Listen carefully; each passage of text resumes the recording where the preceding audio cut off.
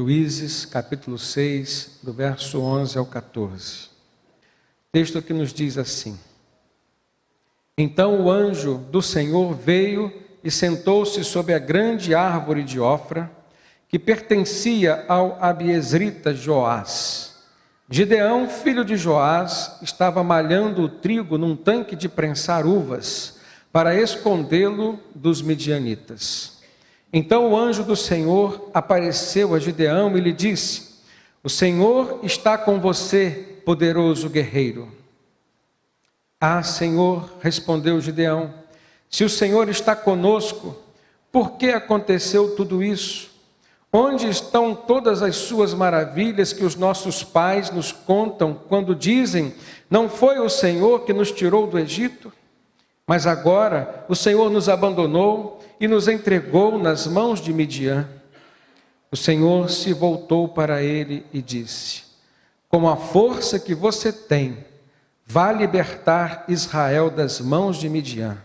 Não sou eu quem o está enviando? Queridos, a partir desse diálogo que aconteceu entre o anjo de Deus e Gideão, nós presenciamos um chamado que Deus fez para um homem, para um servo, alguém que já conhecia Deus, alguém que pertencia ao povo de Deus, num dos momentos em que todo o povo de Deus carecia de um líder, de alguém que se levantasse contra tanta injustiça que estava acontecendo, diante de Israel, o povo do Senhor. Mas é importante nós percebermos que esse contexto é um contexto no qual nós vemos Deus levantando pessoas. Era o período dos juízes.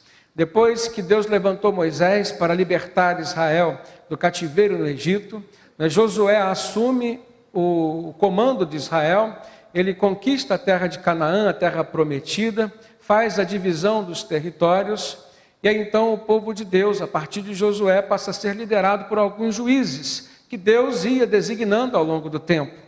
E esse período dos juízes foi o período que antecedeu a unção do rei Saul. E nesse período, então, Deus levantava homens, levantava mulheres para julgar seu povo.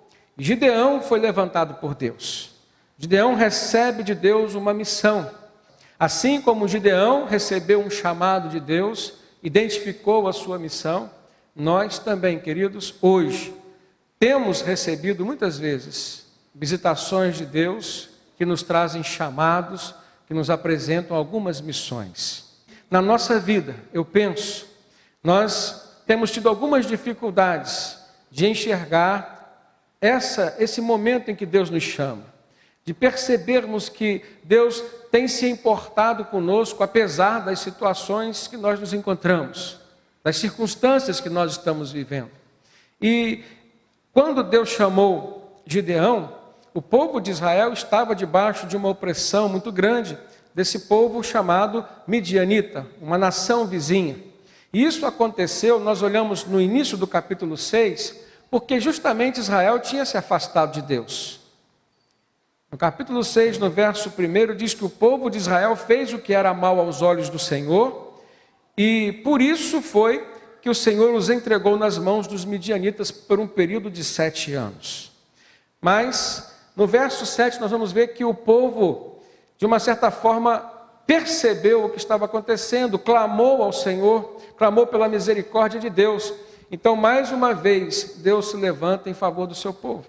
Assim como lá no Egito, Deus ouviu dos céus o clamor do povo que sofria debaixo da opressão dos egípcios, naquele cativeiro, e chamou Moisés. Agora, Deus ouve o clamor do seu povo e convoca Gideão, um homem simples, que não pensava, nem nunca acreditava ser convidado por Deus para exercer esse papel tão importante. Mas ele era um daqueles homens que estava sofrendo com a opressão. Essa opressão se dava de que maneira? Os midianitas vieram, guerrearam contra o povo de Israel e os subjugavam. Então, quando Israel plantava as suas plantações de trigo, de uva e de outros, o que acontecia? Os midianitas ficavam na espreita, vigiando, E assim que eles colhiam alguma coisa, eles vinham com um certo tipo de exército, um grupo, e saqueava aquela tribo, aquele clã, e levava tudo que podia. Por essa situação, por esse motivo, é que Gideão estava no lagar. O lagar era um lugar onde se prensava uvas para fazer o vinho. Era um lugar coberto, era um lugar tapado, dava a ele algum tipo de proteção contra os olhos dos inimigos que ficavam à espreita. O lugar onde se malhava trigo naturalmente era no eirado, um lugar aberto, e todos podiam ver.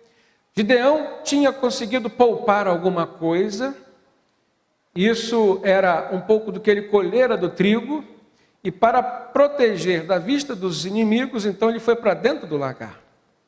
E ali foi o local onde o anjo do Senhor o encontrou, trabalhando, se esforçando, fazendo algo que foi um diferencial na sua vida. Então Deus o convocou para uma missão. E dentro dessa missão de libertar o povo de Israel, era necessário que ele cumprisse algumas etapas. A primeira delas era desfazer o altar que o seu pai, Joás, tinha construído para a divindade chamada Baal. Ele destruiu então aquele altar e ele ergueu um altar para Deus. E a partir daí então ele se coloca à disposição de Deus.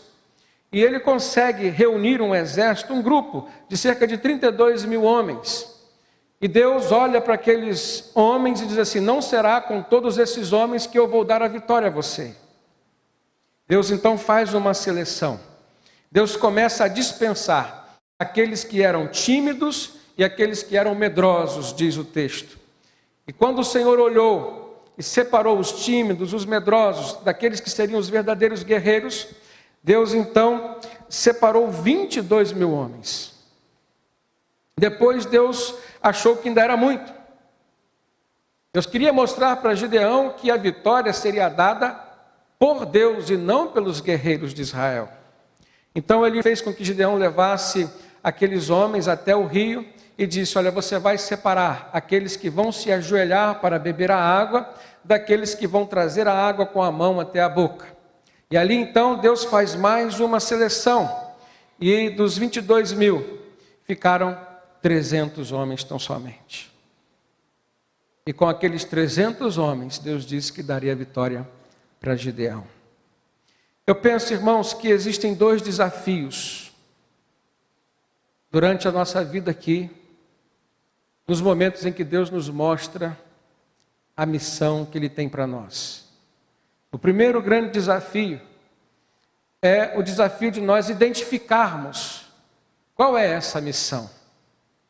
E o segundo grande desafio é nós nos identificarmos com essa missão. Nós não podemos fazer ou cumprir o segundo desafio sem cumprirmos o primeiro.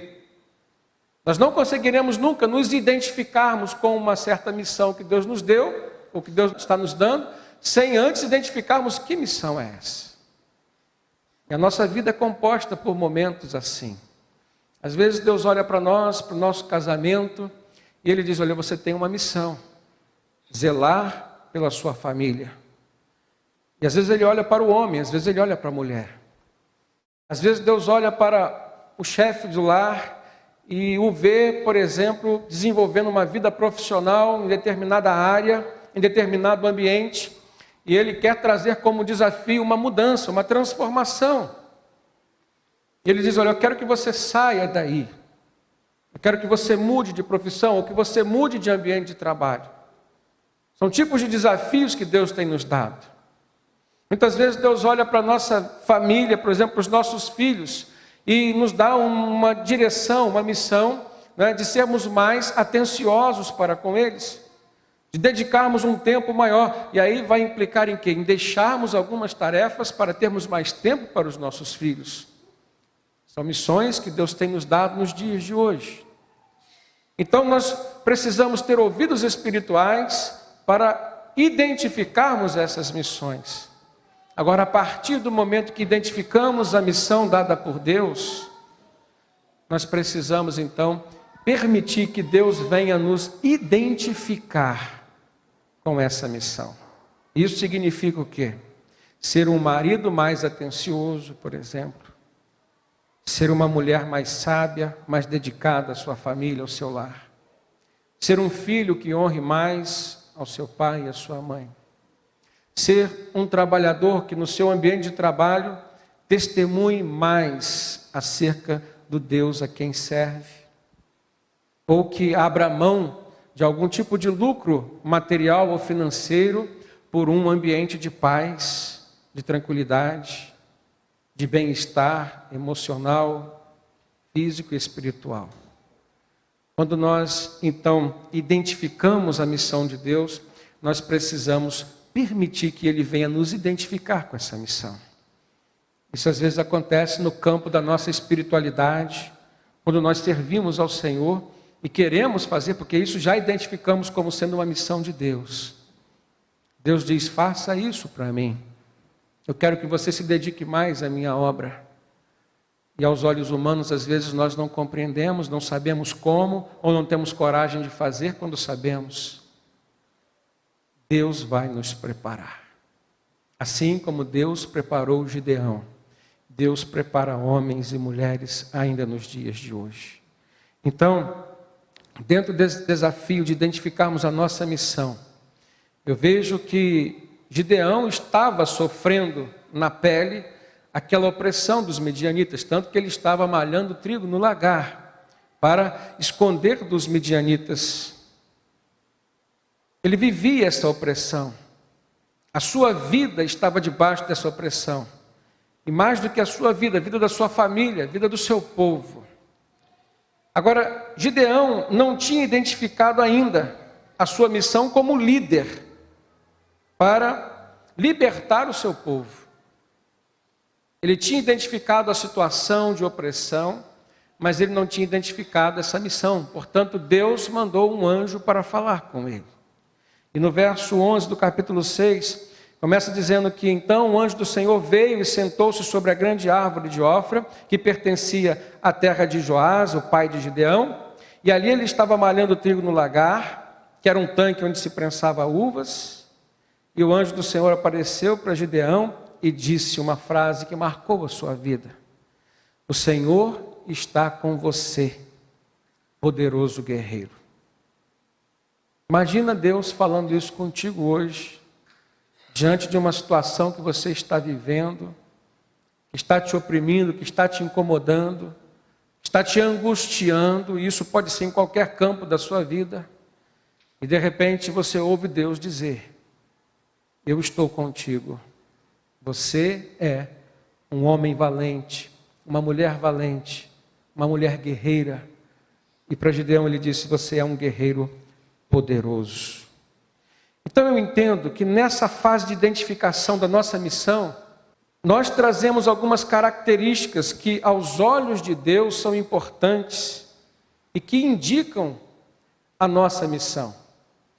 Por exemplo, o que Gideão estava fazendo quando o anjo do Senhor o visitou? O texto diz que ele estava malhando trigo no lagar. Entre outras palavras, ele estava trabalhando.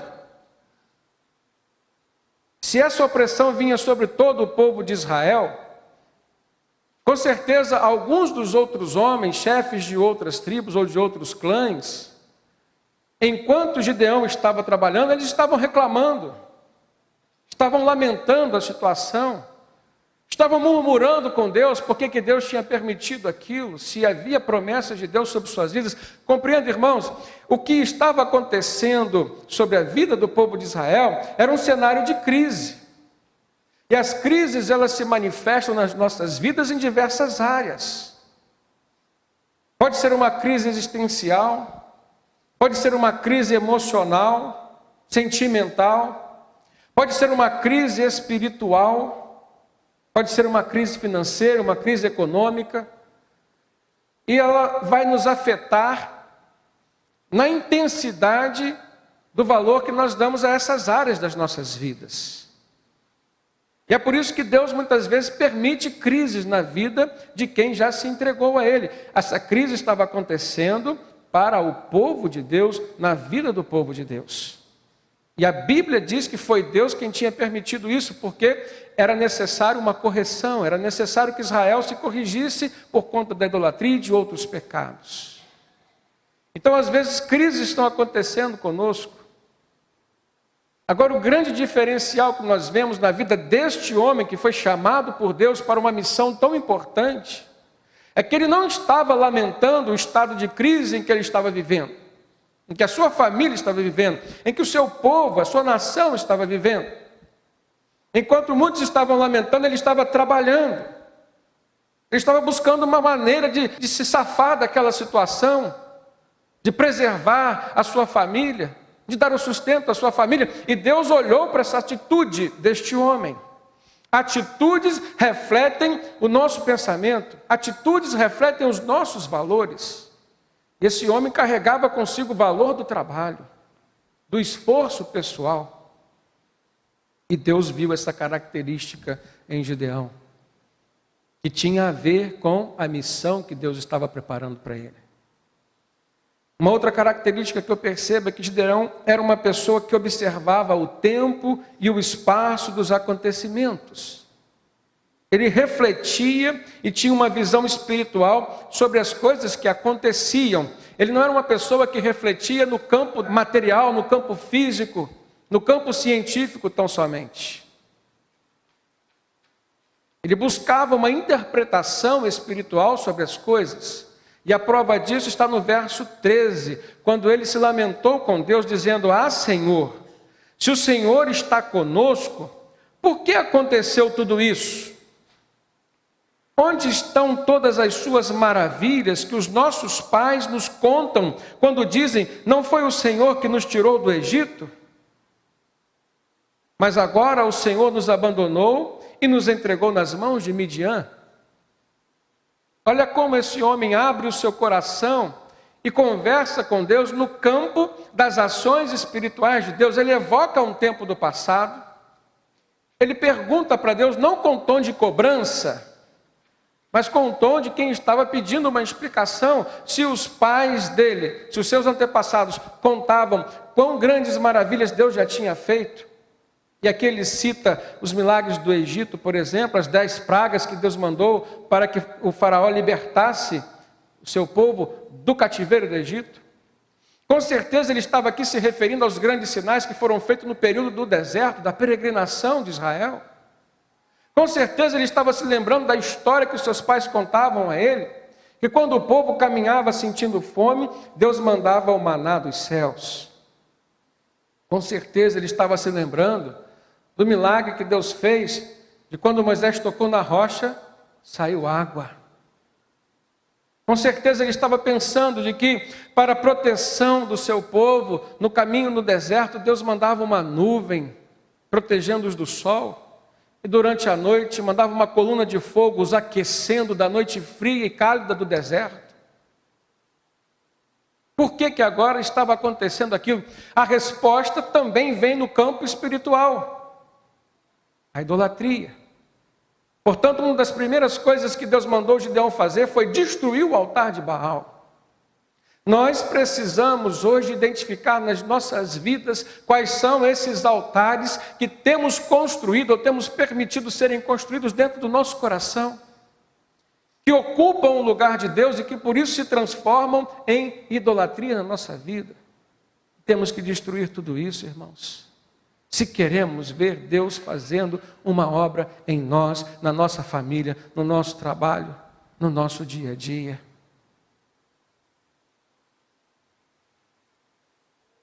Gideão tinha 2 características: um homem trabalhador e um homem com visão espiritual das coisas.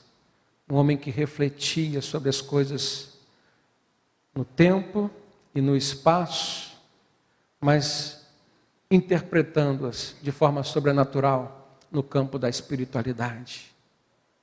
Ele acreditava, ele tinha fé, que Deus estava sobre todas as coisas. O seu questionamento não foi um questionamento a nível de falta de fé, foi um questionamento de lamentação, porque o povo estava vivendo aquilo que de fato merecia viver. Eu aprendo, irmãos, não há problema nenhum em nós abrirmos o nosso coração para Deus e questionarmos sobre o tempo e o espaço no qual estamos vivendo. Deus compreende os nossos questionamentos. Eu aprendo que Deus responde às nossas orações. Deus não se incomoda em responder às nossas perguntas, quando nós as fazemos de forma humilde, sincera, como Gideão fez.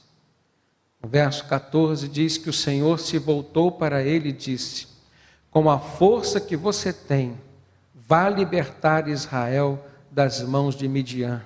Não sou eu quem está te enviando? E na verdade Deus falou com Gideão, é que não importava as circunstâncias que ele estava vendo, o que valeria dali para frente era a palavra que Deus estava liberando sobre a vida dele. Não importa, irmãos, o que os nossos olhos humanos estejam vendo, Deus tem uma explicação e uma ação espiritual direta sobre nossas vidas, sobre o momento e sobre a situação, o tempo e o espaço que nós estamos vivendo. Foi isso que aconteceu na vida de Gideão. E com relação ao processo de identificação daquele homem com a sua missão, das mudanças que tinham que acontecer na sua vida, nós percebemos que Deus começou a tratá-lo. Uma vez que Deus nos mostra e identifica a nossa missão, então nós temos uma parte a fazer. Nós temos que nos identificar com essa missão. E na maioria das vezes, é Deus quem se oferece para nos tratar. Ele nos dá a missão, mas mais importante do que nós recebermos a missão de Deus, é nós aceitarmos passar e vencermos essa missão ao lado de Deus.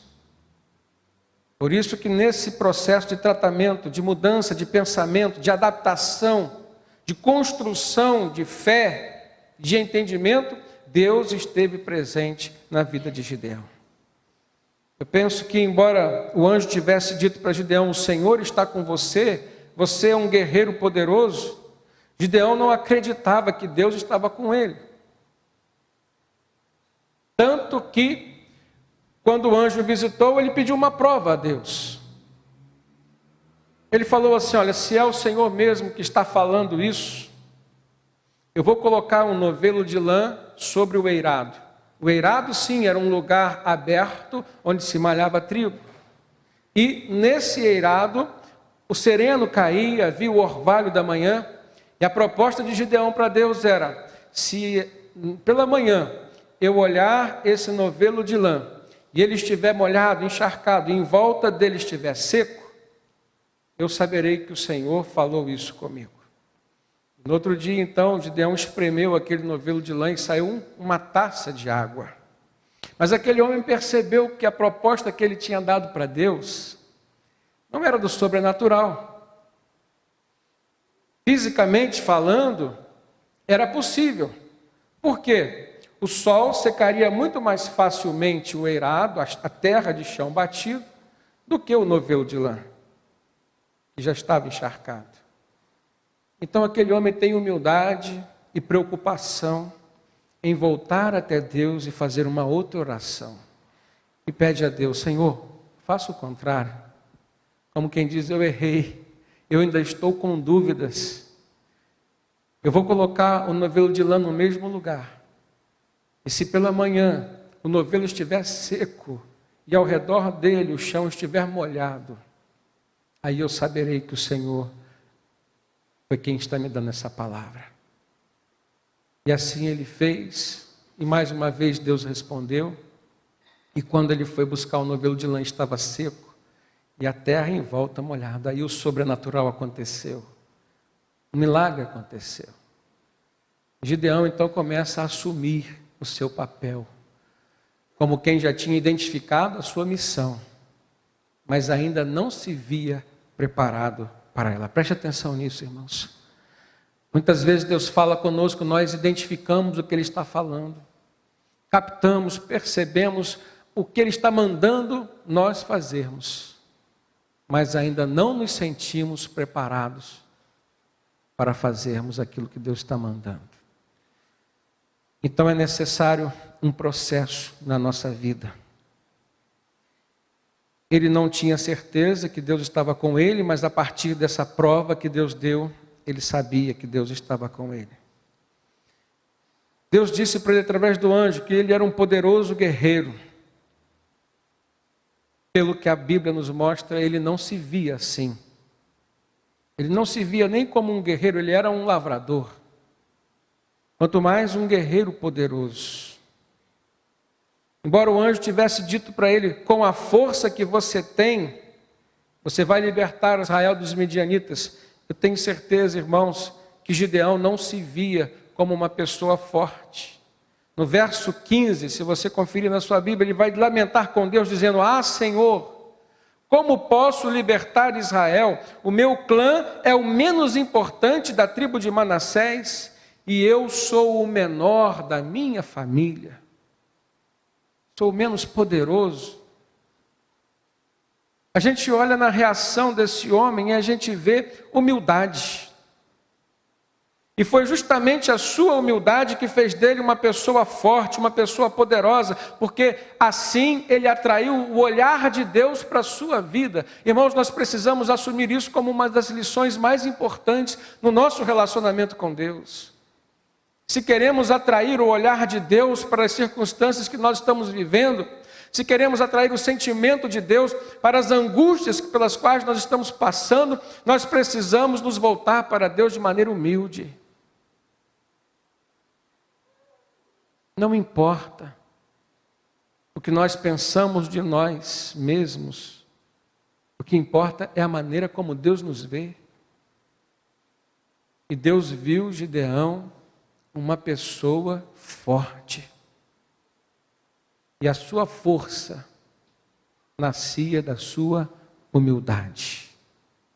O apóstolo Paulo declara no Novo Testamento que ele se gloriava nas suas fraquezas, porque quando ele se via fraco, aí é que ele estava forte, porque o poder de Deus operava sobre a sua vida.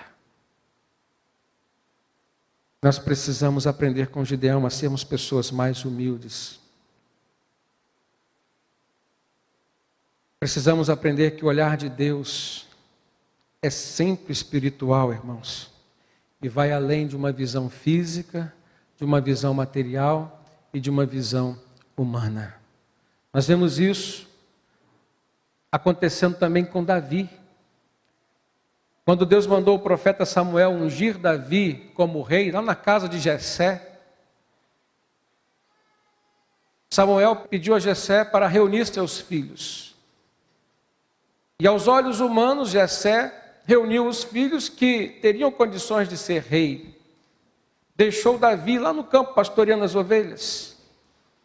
E Deus fala com Samuel: não unja conforme os olhos humanos, porque eu, o Senhor teu Deus, vejo de uma forma diferente. Deus vê o que o homem não vê. O próprio pai de Davi não o via como rei. E Samuel sentiu naquele momento que algo diferente estava acontecendo. Ele não sentiu a aprovação do Espírito Santo acerca dos filhos que Jessé tinha apresentado. Ele perguntou: não tem mais um? E aí Jessé diz e confessa: só tem Davi, coitado, pequenininho, menor da casa, está lá pastoreando ovelhas no campo. Então manda chamar, que nós só vamos nos reunir para a refeição depois que ele estiver aqui. E foi justamente o menor de todos que Deus chamou e que Deus ungiu para ser o maior. E é isso que Jesus nos ensina, irmãos. No reino de Deus, para nós sermos os maiores, nós precisamos aprender a ser antes os menores. Nós precisamos ser servos. Os valores no reino de Deus são invertidos com relação aos valores dos homens. O menor será sempre o maior. Os humilhados serão exaltados, disse o Senhor Jesus. Bem-aventurado os humilhados, porque eles serão exaltados.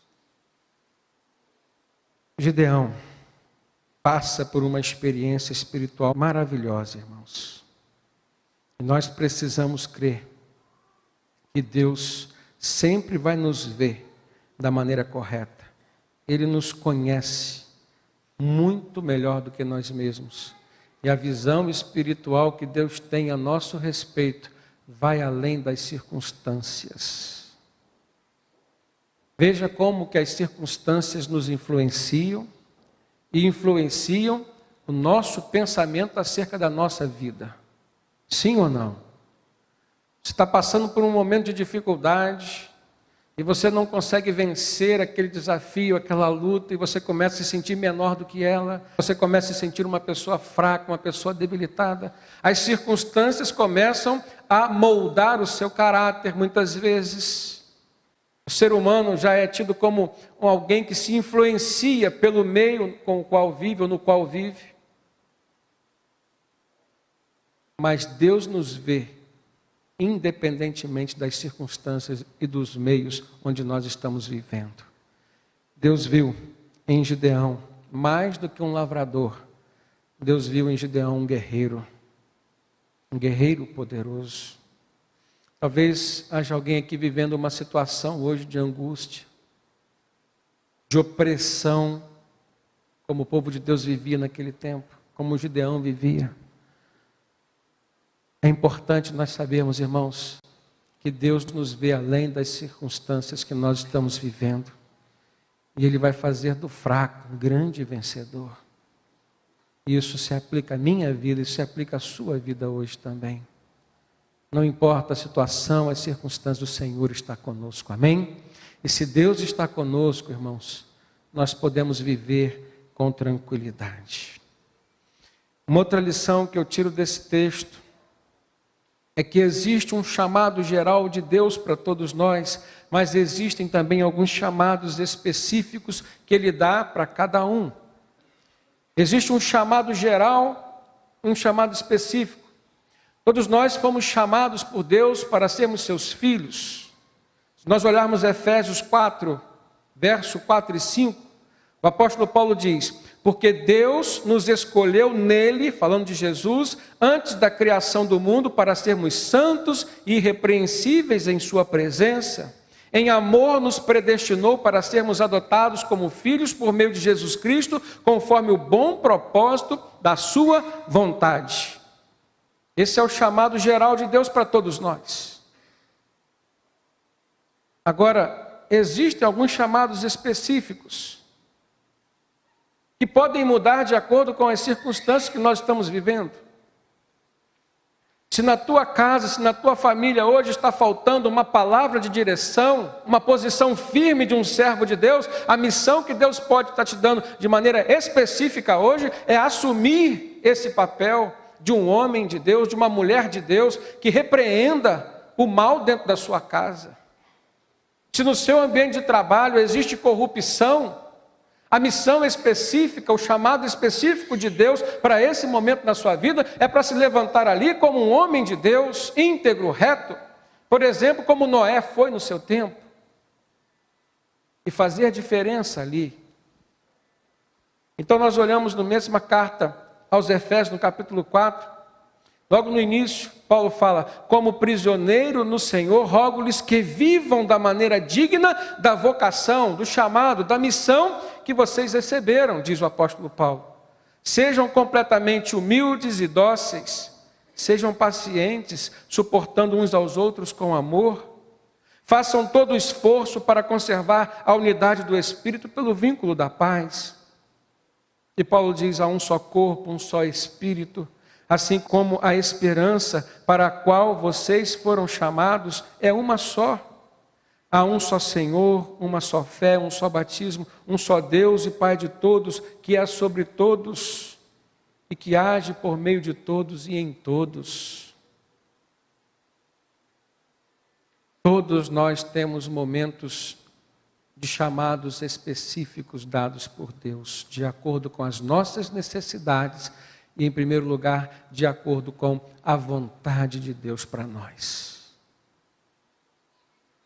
A grande lição que eu tiro da vida de Gideão, uma das grandes lições, porque aquele homem saiu da posição de um pequeno lavrador para um grande guerreiro, depois um grande comandante do exército de Deus, depois um juiz eleito por Deus para julgar Israel. Foi que ele soube se submeter a Deus com humildade. Ele identificou o seu chamado geral, ele era do povo de Deus, tinha as promessas de Deus, mas ele identificou o seu chamado específico para aquele momento. O seu povo, a sua família precisava de libertação daquela opressão. E Deus o escolheu e ele não fugiu do chamado do Senhor. Nós não podemos, irmãos, fugirmos do chamado que Deus tem apresentado a nós. Uma terceira lição que eu tiro desse texto é que para cada missão dada por Deus, existem novas dificuldades a serem enfrentadas, mas em cada dificuldade que enfrentamos, existe uma lição, pelo menos uma lição. E quais foram as dificuldades e quais foram as lições que aquele homem enfrentou e recebeu? A primeira que eu tiro é a lição de humildade. Já falei aqui, Gideão se via como o menor da sua família, ele era uma pessoa humilde, ele não se via capaz de exercer aquele ofício, aquela missão que Deus estava lhe concedendo. Mas pela sua humildade, Deus olhou para ele e fez dele alguém importante. Deus o usou. A segunda lição que nós percebemos na vida de Gideão foi a lição de submissão a Deus. Gideão submeteu a Deus as suas dúvidas, e nós precisamos fazer isso. Mas ele não submeteu a Deus somente as suas dúvidas, ele submeteu a Deus também a sua própria vida. Depois que Deus tirou as suas dúvidas e disse: vai ser você o líder desse exército que vai libertar Israel da opressão dos midianitas. Então Deus selecionou um exército pequeno, de 300 homens tão somente, e disse: você vai chefiar esses 300 homens. Qual de nós aqui aceitaria essa missão, irmãos? Chefiar um exército de 32 mil homens é uma coisa. Agora, se submeter a uma missão de ser chefe de um exército de somente 300 homens, sabendo que iria lutar contra cerca de 130 mil outros soldados do outro exército, e foi essa a proporção. Deus deu a vitória a Gideão com 300 homens contra um exército dos quais 120 mil morreram e 10 mil fugiram. Então ele submeteu a sua própria vida, ele assumiu riscos. Ele confiou que Deus estava à frente, o plano era de Deus, a vitória seria dada por Deus. Eu vejo hoje muitos chefes de família reclamando do seu ambiente de trabalho, não tem paz, não tem tempo para dedicar à família, e pede a Deus uma provisão, uma providência. E às vezes Deus abre uma porta, um outro trabalho, um outro emprego, ele vai ganhar menos, aí ele rejeita. Vai ter paz, vai ter tranquilidade, vai ter mais tempo para sua família, vai ter tudo aquilo que ele tinha identificado como um problema. Deus dá a solução, mas se era para ganhar menos um pouco, não é de Deus. Ele não submeteu a sua vida de maneira integral à vontade de Deus. Muitas pessoas têm agido assim, irmãos. Muitas pessoas têm agido assim. Gideão arriscou a sua vida pela libertação da sua família, do seu povo, de uma opressão. Nós sabemos que as opressões se manifestam de diversas maneiras diferentes. Eu tiro como lição na vida de Gideão a fé que aquele homem teve. Quando Deus mandou ele ir até o arraial dos midianitas, para que ele pudesse ouvir ali a terceira prova que Deus estava lhe dando acerca daquela missão. Perceba, irmãos, ele identificou a missão com as duas provas que Deus tinha dado com a experiência do novelo de lã. Mas Deus identificou no coração de Gideão que ele ainda estava com medo. Deus nos conhece melhor do que nós mesmos, irmãos. Se você olhar a sua Bíblia no capítulo 7, o capítulo da frente, mais adiante, no verso 9, diz assim: naquela noite o Senhor disse a Gideão: levante-se e desça ao acampamento, pois vou entregá-lo nas suas mãos. Se você está com medo de atacá-los, desça ao acampamento com o seu servo Pura, era o nome do servo, e ouça o que estiverem dizendo. Depois disso, você terá coragem para atacar. E sabe o que aconteceu?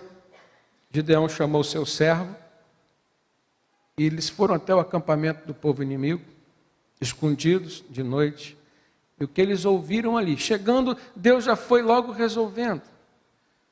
Deus disse que quando ele chegasse lá, ele teria uma resposta. Ele chegou e ele ouve 2 soldados inimigos conversando, e um contando para o outro um sonho. E o sonho que um contou para o outro era acerca de um pão que vinha e caía sobre a tenda do comandante dos midianitas e destruía aquela tenda. E a interpretação que o outro soldado deu acerca daquele sonho foi que Deus estava dando aquela vitória para Gideão. Bastou ele ouvir aquilo. Da boca dos seus inimigos saiu a resposta que Deus estava dando para ele. Bastou ele ir lá, fazer o que Deus tinha mandado ele fazer. Ele teve a terceira comprovação dada por Deus. E aí então não tinha mais como fugir. Ele se encheu de coragem, de fé. Irmãos, os milagres acontecem na nossa vida para aumentar a nossa fé, para glorificar o nome de Deus e nos aproximar de Deus. Gideão então assume o seu papel de líder, reúne um exército e vai à luta.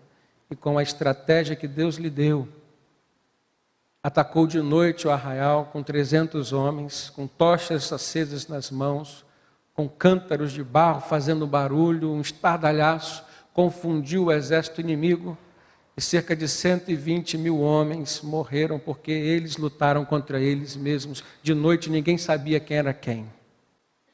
10 mil fugiram. Deus deu a vitória a Gideão. Deus livrou Israel daquela opressão. Deus pode, irmãos, hoje ainda nos livrar de toda e qualquer opressão que possa estar sobre a nossa vida. E a última lição que eu tiro é que no exercício da nossa missão, muitas vezes nós cometemos erros e acertos. Os erros são importantes para o nosso aprendizado, são importantes para a nossa maturidade espiritual, para o nosso crescimento, para a nossa intimidade com Deus, para nós sabermos o que Deus pensa e quais são os valores de Deus. Os acertos são importantes para o crescimento da nossa fé. Nós temos que ser humildes o suficiente para convivermos com os erros e com os acertos e sabermos que Deus é Deus de misericórdia e amor. E se o nosso coração estiver voltado para Ele, não serão os nossos erros que vão nos afastar do amor de Deus que está em Cristo Jesus. Nós precisamos crer num Deus que nos vê, independentemente das circunstâncias que nós estamos vivendo, nos leva à batalha, a enfrentar os nossos inimigos e nos concede a vitória. O mais importante de tudo é não desistir. Amém? Não desista. Se você tem certeza que Deus está contigo, não desista. A palavra do Senhor diz no Salmo 126, quando o Senhor trouxe os cativos de volta a Sião, foi como um sonho. Então a nossa boca se encheu de riso e a nossa língua de cântico de júbilo. E até as outras nações diziam: o Senhor fez grandes coisas por ele. Sim, grandes coisas fez o Senhor por nós, e por isso estamos alegres. Restaura-nos, Senhor, restaura-nos. Aqueles que semeiam com lágrimas, com júbilos ceifarão. Aquele que vai andando e chorando enquanto semeia, voltará com júbilo, trazendo os seus feixes. Essa é a promessa de Deus para a minha vida, para a sua vida. Não importa a missão que Deus está te dando, que Deus está nos dando. O mais importante é nós entrarmos por esta missão com a presença de Deus. Porque se Deus estiver conosco, como esteve com Gideão até o final, a vitória já foi decretada pelo nome do Senhor Jesus. Amém.